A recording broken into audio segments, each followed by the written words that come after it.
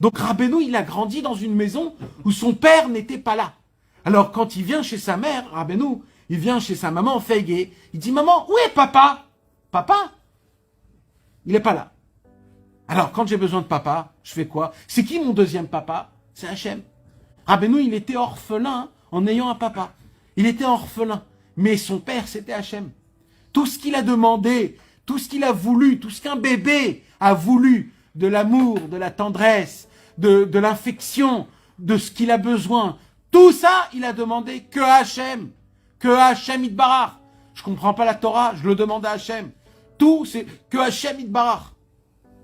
C'est comme ça qu'on devient un vrai. On devient un vrai en étant dépendant, bilvad, que d'Hachem Yitbarach. Sans rien d'autre, et de tout dire, de tout dévoiler. Chaque pensée, de parler de chaque pensée à Hachem. De lui dévoiler toutes tes pensées. Toutes tes pensées, toutes tes pensées. De lui dire toutes tes pensées. Où on est, nous, dans les pensées? Où on est? Quand on est dans nos pensées, quand on met les téphilines, tu penses à quoi? Quand tu es avec ta femme, tu penses à quoi? Quand tu étudies la Gemara, tu penses à quoi? Quand tu conduis, tu penses à quoi? On doit penser à Hachem tout le temps, on doit être connecté à Hachem tout le temps. Si on n'est pas connecté, on doit lui dire, on doit tout lui dire à Hachem. Toutes mes pensées, j'ai pensé comme ça, quand j'ai fait ça, c'était pas à 100%. Tout, il faut lui dire, il faut lui raconter, il faut être... C'est ça qu'on a dit, il faut être tout nu devant Hachem Yitbarach, il faut tout lui dire. Un jour, il y avait Rabbi Michalé, le petit-fils de Rabbi Nathan. Un jour, Rabbi Michalé, le petit-fils de Rabbi Nathan, il habitait en Roumanie, dans la ville de Yass.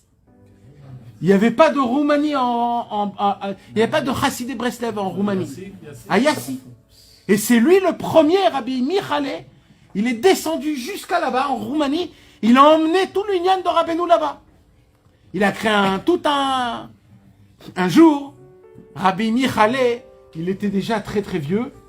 Et il était dans son lit, en train de mourir. Il était en train de mourir. Et petit à petit, les gens, ils ont dit qu'il faut commencer à appeler le Chevra Kadisha, parce que on voit que c'est les derniers moments.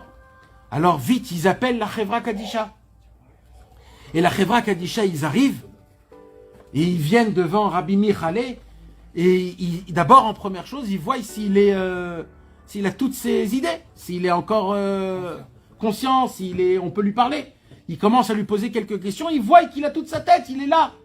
Et là, la Chevra Kadisha, il commence à lui dire, tu sais, Rabbi Michalé, tu es en train de mourir, il faut commencer à faire vidouit dvarim, il faut que tu remets ta neshama dans les mains d'Hachem, c'est le dernier moment. C'est le moment où tout le monde attend ce moment, un moment, Nora ve'ayom. Et là, Rabbi Michalé, il commence à s'éclater de rire. Il s'éclate de rire. Tout le monde, ils ont dit, ouais, Kaniré, il est pas normal, Kaniré, il a perdu la tête. Mais après, il se calme. Il dit, vous croyez que j'ai perdu la tête? Et là, il dit comme ça, Chevra Kadisha Yakar, tu crois que je t'ai attendu? Tu crois que j'ai attendu maintenant pour faire tes chouvas? J'ai déjà fait mon heure d'Itbo des doutes. J'ai déjà tout dévoilé à Hachem. Et c'est pas qu'aujourd'hui, depuis le jour que je me suis mis dans la Vodat Hachem, j'ai pas raté un seul jour d'Itbo des doutes, j'ai tout dit à Hachem. J'ai peur de rien, moi. J'ai déjà fait mon mishpat moi-même, j'ai déjà fait mon mishpat. Je peux mourir en rigolant. Et il est mort. C'est ça un chassid Breslev. Un chassid Breslev, il attend pas c'est tout de suite, je m'y mets au travail. La prière, tout de suite, tout dévoilé devant Akadosh Baruch Hu. Peur de rien du tout. Parce que Hachem, il connaît, il sait combien, où je suis sincère et où je suis pas sincère. Parce que je lui dévoile tout, je lui dis tout. Je lui cache rien, Hachem.